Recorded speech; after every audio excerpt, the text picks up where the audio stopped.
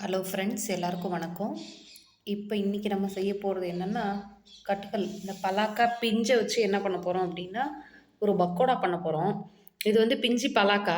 இந்த பலாக்காயோட அந்த சொரசொரப்பான ஸ்கின்னை மட்டும் இங்கே பாருங்க செத்தி எடுத்துருக்கோம். அப்படியே மேலே ஒரு கத்தியை வச்சு நீங்கள் சுரண்டிங்கன்னா வந்துடும். அதை வந்து இந்த மாதிரி நடுவில் இருக்கிற தண்டை மட்டும் விட்டுட்டு இந்த மாதிரி பீஸ் பீஸாக கட் பண்ணி எடுத்துக்கணும். இந்த மாதிரி கட் பண்ணி எடுத்துகிட்டு இதை வந்து வேக வச்சு அப்படியே பக்கோடா பண்ண போகிறோம். இது சாப்பிட்றதுக்கு வந்து சிக்கன் பக்கோடா டேஸ்ட்லேயே இருக்கும். நல்லாயிருக்கும், பசங்க ரொம்ப விரும்பி சாப்பிடுவாங்க. இது வந்து ரொம்ப ஹெல்த்தியும் கூட.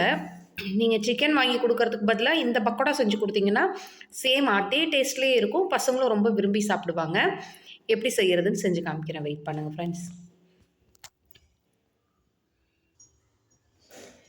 இந்த மாதிரி நான் 2 பலாக்கா பிஞ்சு எடுத்திருக்கேன். இந்த மாதிரி பீஸ் பீஸாக கட் பண்ணி எடுத்துட்டேன் நான். இப்போ இதில் என்ன பண்ண போகிறோன்னா, ஒரு குக்கரில் விட்டு ஒரு 2 விசில் மட்டும் விட்டுட்டு கொஞ்சம் மஞ்சத்தூள் உப்பு போட்டு 2 விசில் விட்டு எடுக்க போகிறோம்.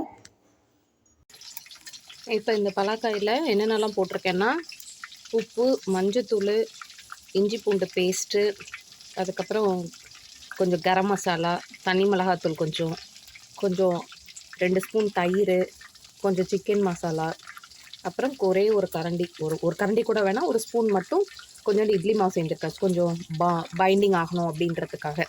தண்ணியே சேர்க்க வேணாம். அதில் அப்படியே ஒரு 15 மினிட்ஸ் கலரி வச்சுருந்து அதுக்கப்புறம் நீங்கள் ஃப்ரை பண்ணிங்கன்னா நல்லா சூடான சுவையான சிக்கன் பக்கோடா வந்து ரெடி ஆகிடும். நான் இப்போ எண்ணெயில் காய வச்சு போட்டுட்டேன். இங்கே பாருங்கள், இது ஃப்ரை ஆகிட்டுருக்கு. இது எடுத்ததுக்கப்புறம் காமிக்கிறேன். இது அப்படியே பார்த்தீங்கன்னா ரியல் சிக்கன் மாதிரியே இருக்கும். இதோட டேஸ்ட்டு, ஸ்ட்ரக்சர் எல்லாமே அப்படியே டிட்டோ சிக்கன் மாதிரியே தெரியும். நான் உங்களுக்கு எடுத்துகிட்டு காமிக்கிறேன். இதில் நிறைய மாவு போட வேணாம், சும்மா லைட்டாக மட்டும் மாவு போட்டு ஃப்ரை பண்ணி எடுத்திங்கன்னாவே போதும்.